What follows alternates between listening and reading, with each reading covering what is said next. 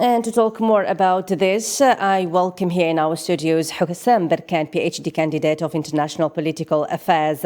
Well, Hussam, Russian troops seized Zaporizhzhia nuclear power plant after an attack that sparked fires.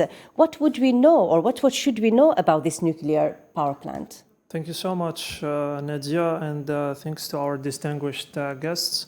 So basically, Russia taking control over the Zaporizhzhia nuclear plant. First of all, we need to talk about the nuclear capabilities and the nuclear power in Ukraine. You know that Ukraine is one of the biggest countries in Europe that relies heavily on the nuclear power.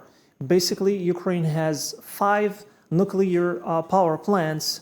4 are active, and the 5th one is Chernobyl, which is not active because of the disaster that you've just mentioned, Nadia. And talking about Zaporizhzhia nuclear power plant is the largest in Europe, Nadia. This is a very important information that we should emphasize on. It's the largest in Europe, and it's among top 10 largest nuclear power plants in the world.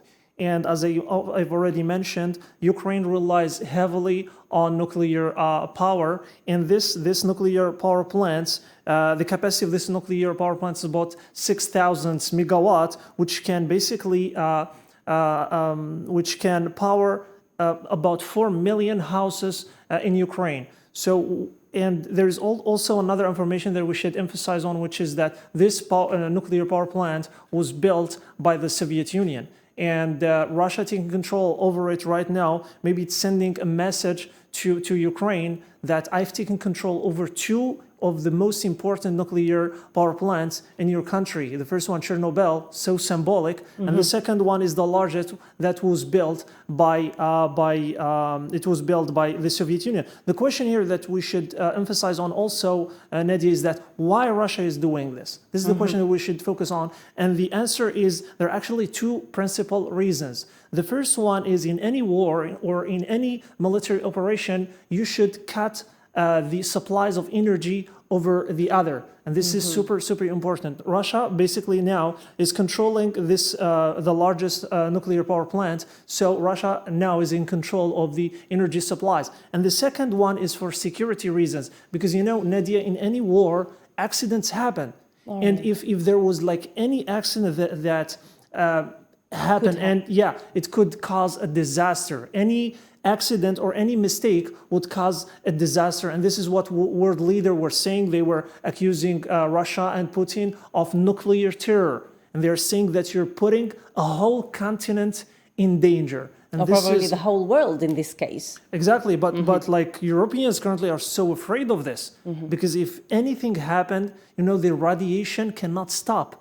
We don't have the capacity to stop it now. This actually reminds us of Chernobyl nuclear power plant. What is the importance of Chernobyl for Russia? Exactly. This is similar to Chernobyl, and everybody is mentioning right now. You know, Nadia, that whenever we mention Chernobyl, a lot of people know about it because there were a lot of TV series, a lot of movies about it, and we all know about it. So where is exactly Chernobyl is the worst nuclear disaster in the history. Can you imagine this? There are only 2 nuclear disasters that caused a lot of damage. The first one is the Chernobyl, and the second one in 2011, the Fukushima nuclear plant exploded because of tsunami.